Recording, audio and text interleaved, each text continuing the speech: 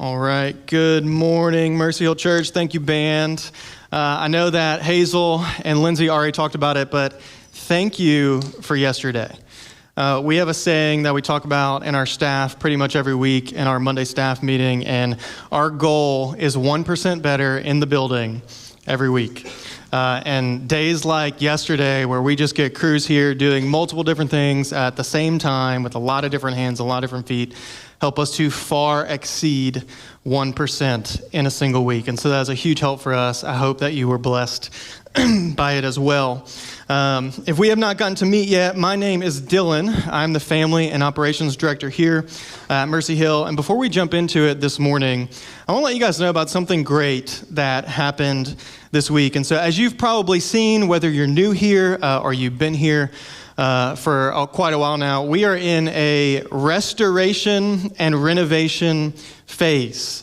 And because of that, we are not quite ready to do things like Vacation Bible School, which I think is something that we've all been impacted by if you've been in church for some time.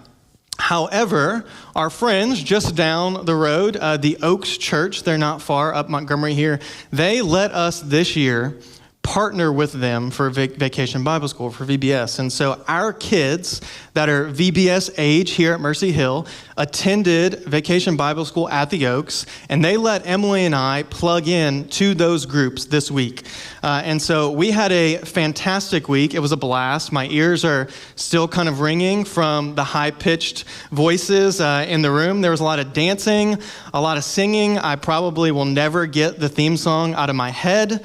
There's tons of crafts, tons of snacks, but most importantly, the gospel was presented to young kids and old kids as much as old as 8th grade or 6th grade.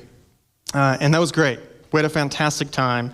So I just wanted you guys to know that as a church, that we're still able to partner with churches to invest in the next generation despite the phase that we're in restoration and renovation. And hopefully one day we'll be able to do the same thing as well. With that said, let's move into the book of Obadiah. If you're new here, haven't been with us in a while, this summer, we're walking through some of the Old Testament prophets, and we are in Obadiah this morning. Last week we were in Amos, and if you haven't read Obadiah, which I wouldn't put it past you if you haven't, it's a very, very, very small book. Good luck. I'm going to hear some pages flipping for a while. It's right sandwiched in between Amos and Jonah. In fact, Obadiah is the fourth smallest book by word count in the entire Bible. The original Greek, it has only 444 words. But in order to understand the context of Obadiah, we need to go all the way back to the beginning, right? We need to look at a family in Genesis. And so while you're still finding Obadiah, here's some page flipping still, I'm going to take you back to Genesis chapter 25. Because at the end of it all, this little tiny book called Obadiah is really the story between two brothers who just could not get along, right? And so in Genesis 25, we read about a man named Isaac and his wife, Rebekah. And in order to fully understand Obadiah and the context, we've got to go back and examine an old family feud in the line of Isaac and Rebekah. And so if you found Obadiah, mark it, put your finger in it, all right? Don't lose it, because it's going to take you a while to find it again. But come to Genesis with me as we look at this family of Isaac and Rebekah. And I want to say one more time, all right?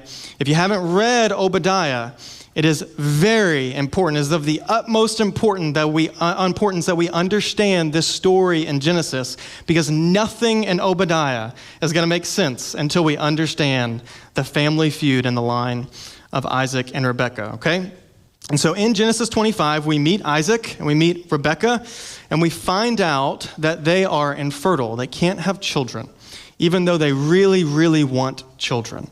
And so their response to not being able to have children is simply to pray, to lean on their faith. And through prayer and prayer and prayer, God answers their prayers as a result of their faithfulness. Not only does he answer their prayers, he blesses them and answers it with twins, all right? So they don't just have one child, they have two. So remember, we're examining this family so that we can understand the context of Obadiah. And in verse 22, in regards to these twins in Rebekah's womb, here's what that says. It says, the children struggled within her. All right, so if you have had children in the room or you're pregnant now, I know there are many of you. I can't attest to this, but we have had a daughter, so I know my wife went through it. There's a lot of kicking in the womb. We only had one, so I can only imagine what it was like to have two. And so these children in Rebekah's womb are already fighting. All right, they're at each other's throats. And we're going to pick up in verse 23. Here's what it says. And the Lord said to her, 2 nations are in your womb, and the 2 peoples from within you shall be divided. The one shall be stronger than the other, and the older shall serve the younger. And so pause there for a moment. I think we probably understand this and get this. That's the first indication, that last line in verse 23. It's a foreshadowing of what's to come in the book of Obadiah, because it wasn't very often in this culture that the older would serve the younger. And so let's keep going the next couple of verses here. Verse 24. When her days to give birth were completed, behold, there were twins in her womb. The first came out red, all his body like a hairy cloak, and they called his name Esau. And Esau in Hebrew means rough or hairy. It's a pretty good name for a boy, right? Rough or hairy. And then verse 26, afterward, his brother came out with his hand holding Esau's heel. So his name was called Jacob. Isaac was 60 years old when she bore them. And so the younger of the twins comes out. He's holding the heel of his older brother, and they name him Jacob. And so if Esau means hairy, Jacob means to supplant or to overreach. In other words, it really means cheater, all right?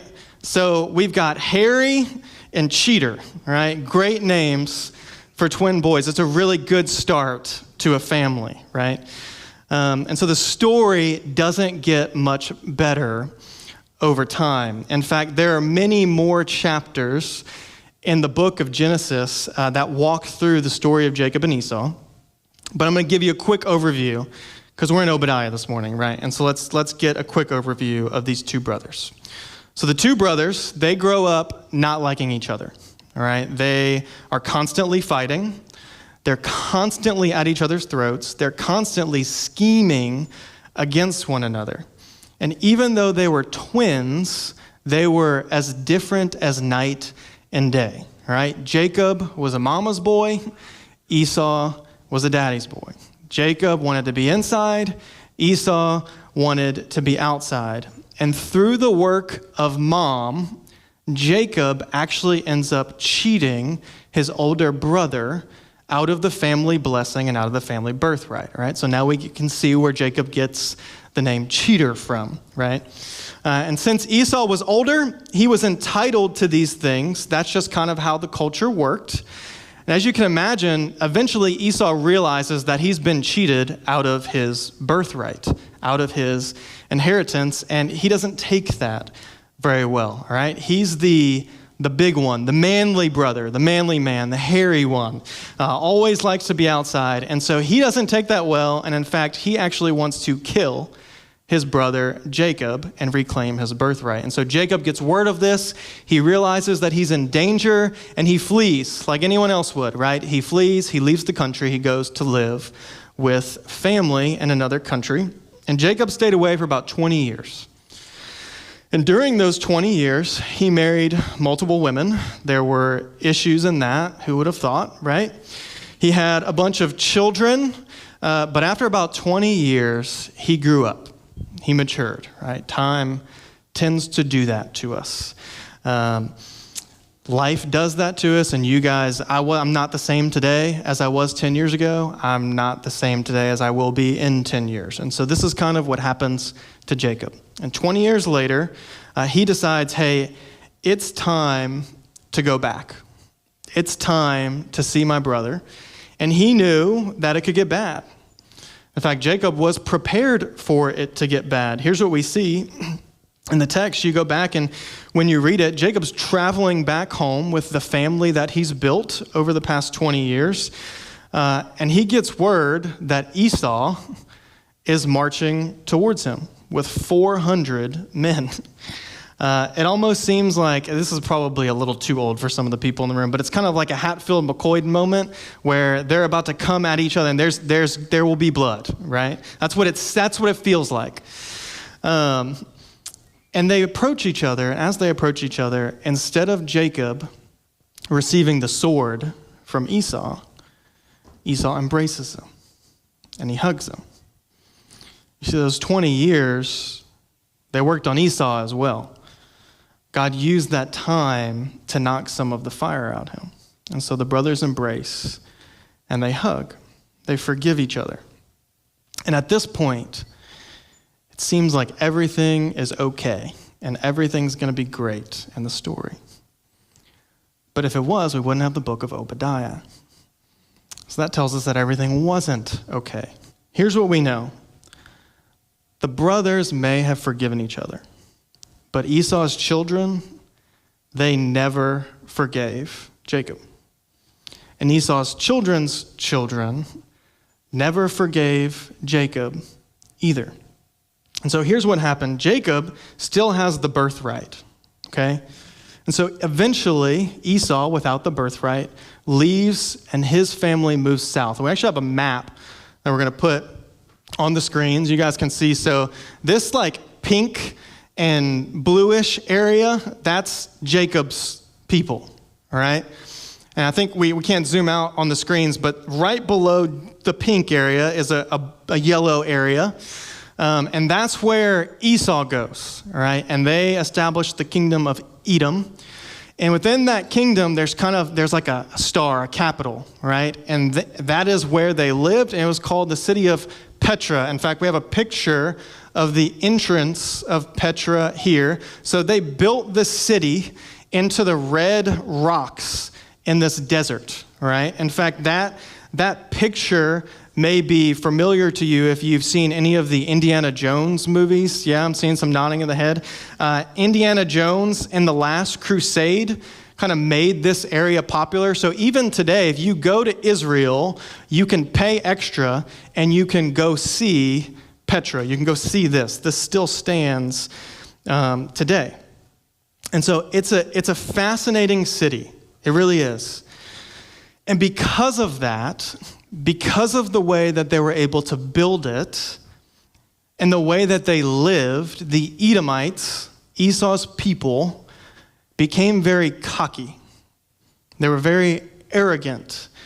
They were really easy to defend, and it was very, very difficult to attack them. In fact, it was said that a group of 40 soldiers in Petra could defend against an army 10 times the size of them.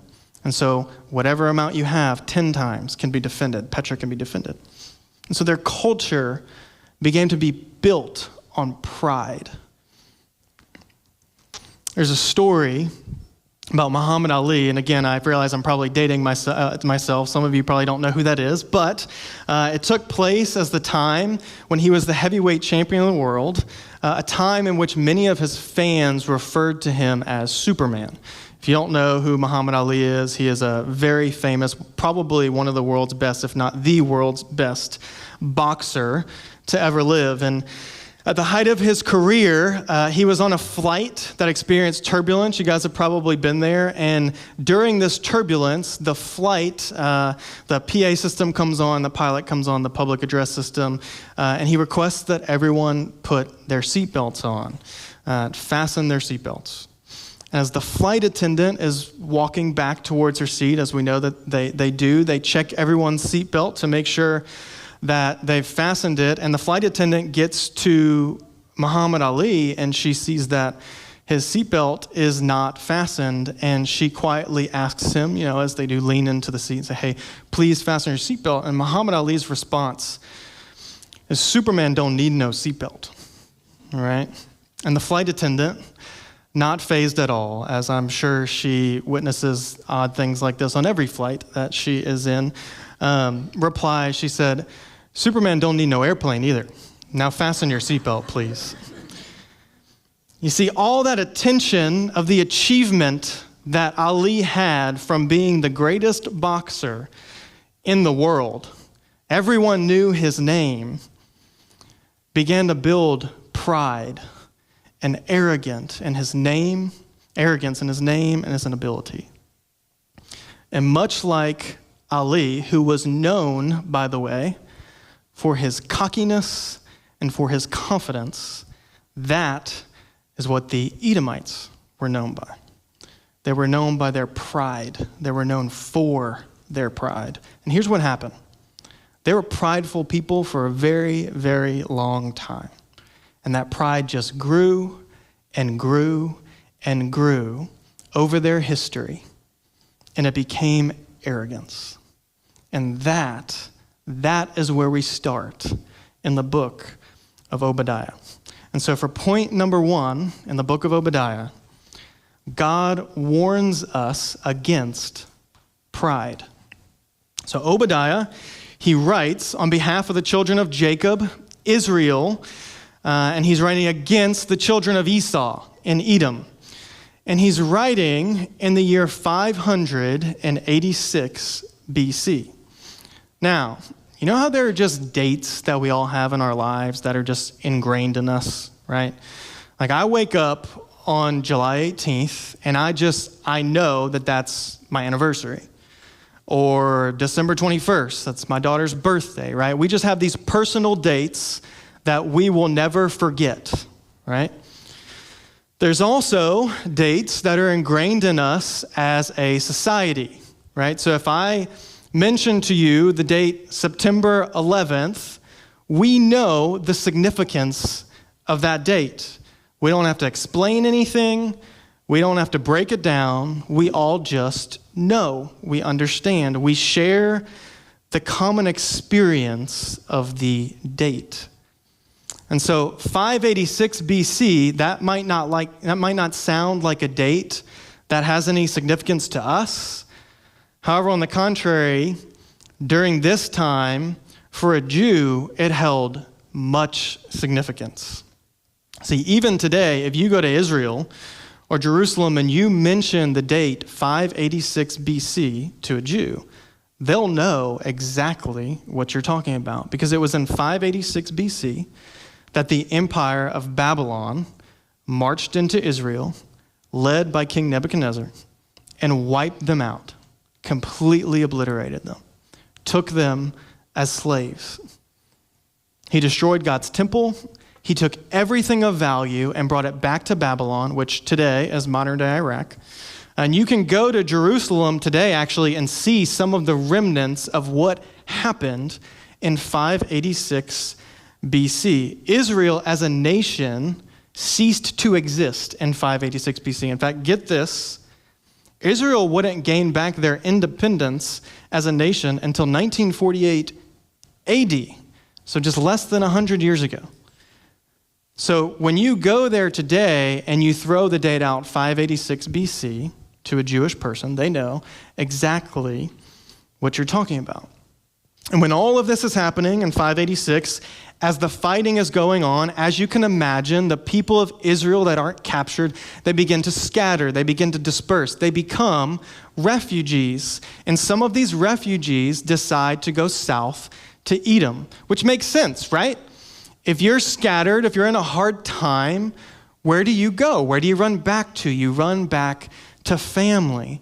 Some of you guys know my story, but I was displaced at a very young age by Hurricane Katrina. We lived in New Orleans, and the first place we went when we knew that we couldn't go back was family. And they took us in, they cared for us until we were able to get on our feet. And that's exactly what the Israelites did as they were being conquered and destroyed by Babylon. But here's what happened. Surely their family is going to help them, right? But history, and as we'll see in Obadiah, actually tells us that the Edomites took in their brothers and their sisters and gave them back to Babylon. And then not only that, they killed some of them. And if that wasn't enough, after the fighting, when Babylon leaves Jerusalem, Edomites go in and they pillage Jerusalem. And so that's where we begin in Obadiah. And I want to read verse 3 and 4 for us. The pride of your heart has deceived you, you who live in the clefts of rock, in your lofty dwelling, who say in your heart, who will bring me down to the ground? Though you soar aloft like the eagle, though your nest is set amongst the stars, from there I will bring you down, declares the Lord. See, through Obadiah, God makes it known to the Edomites that pride will be their ultimate downfall. The centuries of pride in themselves and their own achievements and their own securities and their own alliances had deceived them. They thought they were safe. Nobody could come for them. Nobody could come for us. We're smarter than everyone. We're more fortified than everyone. We're higher up than everyone. We have the better alliances than everyone. And God says, yeah, you're high up, but that's exactly the place in which I am going to bring you down from. And I don't know about you, but I read this understanding the context, and it causes me to do some self-examination. I think there are times in my life, if I'm speaking honest about myself, and there's no use in not, that I value my own knowledge, or I value my own experience, or I value my own securities. And in those moments, you've probably been there, when I rely on my own merit, oftentimes I am humbled. Sometimes, if not more often than not, very quickly. You've been there. It's human nature. But if we allow ourselves over time to let that pride grow and grow and grow like the Edomites, we'll become deceived just like they were.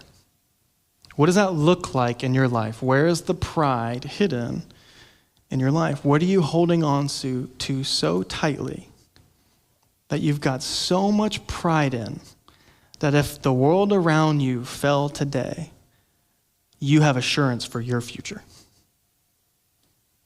Is it your job? Is it your financial status? Maybe it's your family, right? Some of us come from really successful families, and we know, look, I'm trying to make it on my own, but if I fail, if I fall, I know I can run back to them. That's my assurance. Maybe you're high capacity and you have great ability, and you say, look, if something happens to me, I'm better than the rest. Surely I'm going to land somewhere well, right? But what we learn from Edom is that none of those things are necessarily bad. However, when we place our identity in them, when our personal security is solidified because of those things, we become distanced from God. Pride, just like the Edomites, deceives us.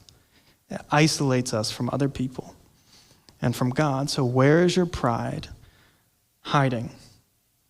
Joe DiMaggio is one of the greatest baseball players of all time, one of the most beloved for sure. Not long after America went into World War II, Joe stepped away from the game and he enlisted in the military. And his first game back, after his tour of duty at Yankee Stadium, they packed the house, as you could imagine.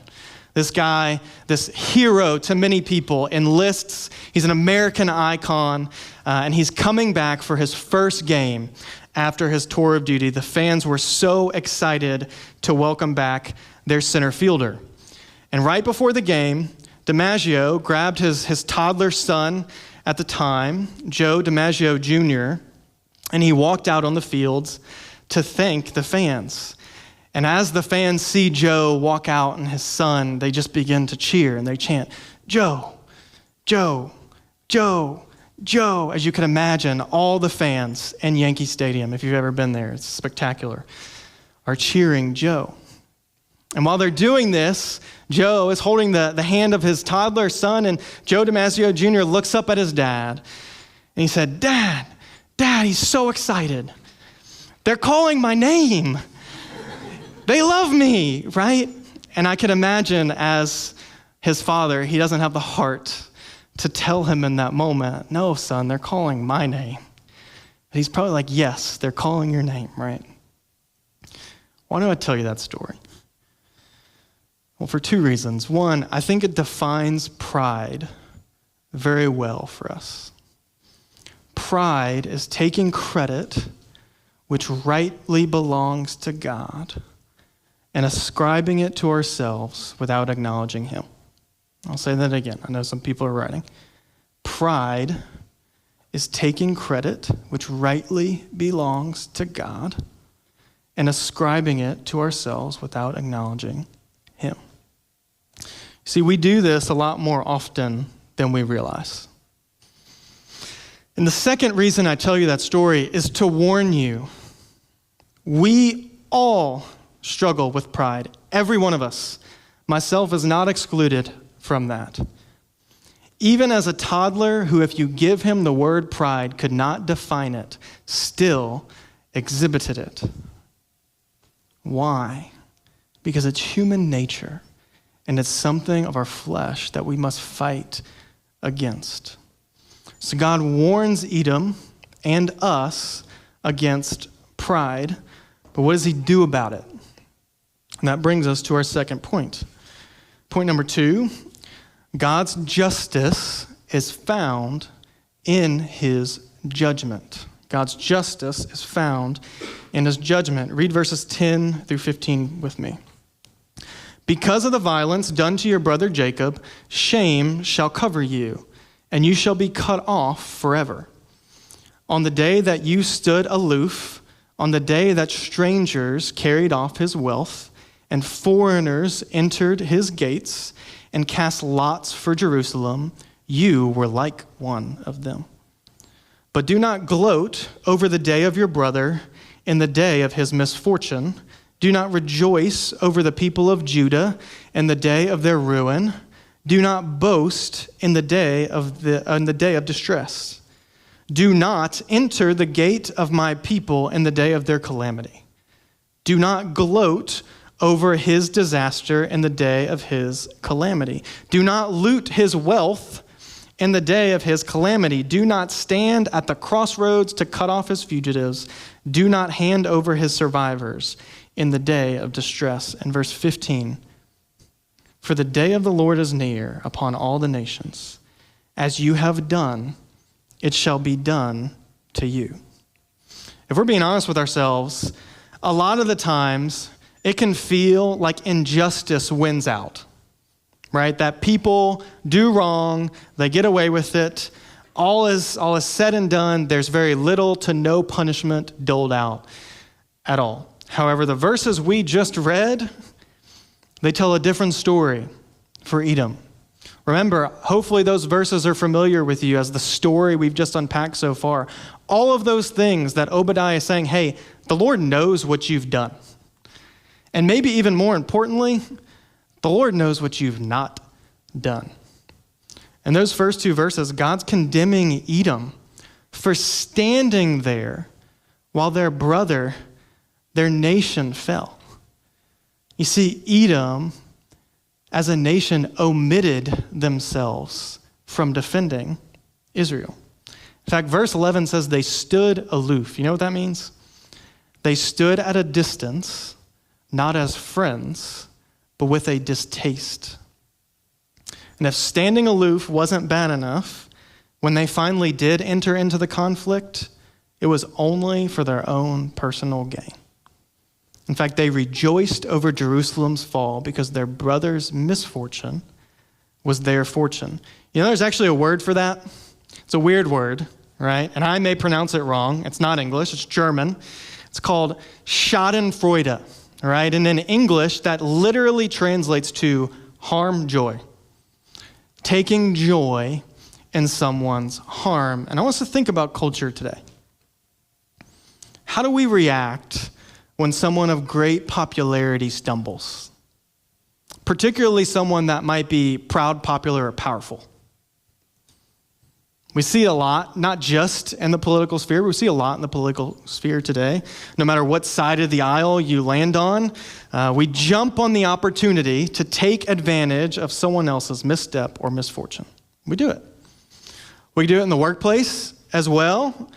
When that coworker that just really gets on our nerves gets passed up for a promotion or gets disciplined for doing something wrong, or maybe our boss that we may have some grievances with doesn't meet a standard. How about this one? When we say some form or iteration of the term, they got what was coming for them,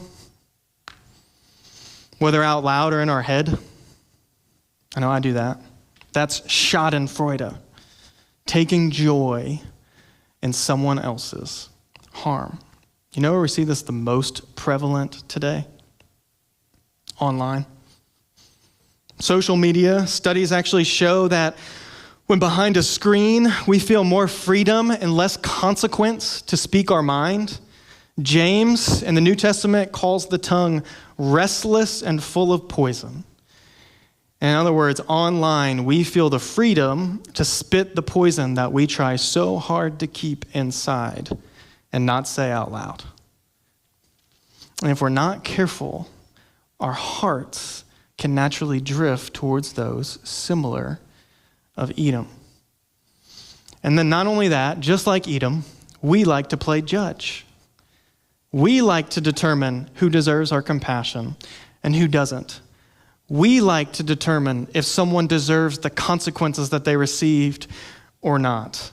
We like to rejoice in the judgment of our enemies, all while forgetting that we, Christians, deserve that same judgment. See, the judgment that came over Edom was actually kind of ironic. The destruction of Edom actually came at the hands of the same nation whom they applauded for destroying Jerusalem and Israel. Edom was destroyed by the Babylonians. And that same nation that Edom sold out to, by handing over their own brothers instead of protecting them, was the same nation that God would use to judge them. But here's what I want us to see. That's not where Obadiah ends. And I hope that as we move into point 3, we thank God that that's not where Obadiah ends. Because point 3, God's judgment brings about his redemption. Read the last few verses with me, verse 19 through 21. Those of the Negeb shall possess Mount Esau, and those of Shephelah shall possess the lands of the Philistines. They shall possess the land of Ephraim and the land of Samaria, and Benjamin shall possess Gilead. The exiles of this host of the people of Israel shall possess the land of the Canaanites and as far as Zarephath. And the exiles of Jerusalem who are in Sepharad shall possess the cities of Negeb. And here is what I really want you to see. Saviors shall go up to Mount Zion to rule Mount Esau, and the kingdom shall be the Lord's. See, we know that the judgment of Edom did not end God's involvement with the Israelites. God didn't say, all right, Edom's gone. I'm done. See you later. While justice was done through God's judgment, it was that same judgment that would ultimately bring about a redemptive plan. While these verses point to the redemption of the 12 tribes of Israel, that's what those cities and all the geography areas that we read in the first two verses, that's what that points to, the redemption of the 12 tribes of Israel. What they ultimately point to is the redemption of all God's people through Christ. See, just as God didn't forget Israel after the judgment of Edom, he doesn't forget us either. And just so you know, the vessel by which in all will be judged has already come. And his name is Jesus. And like Edom, we can live in contempt for our brother and face the judgment that will come. Or we have a greater picture. We have a greater story, a greater gift. We can accept that free gift of redemption that he's already paid for through the blood of Christ. We don't have to be a victim of our pride. We just have to strive to live more like him every single day. We don't have to fight injustice with injustice because justice has already been executed on our behalf. We don't have to live without hope because in Jesus, hope is found. In him, pride is humbled, justice is satisfied, and redemption is found. In prayer with me.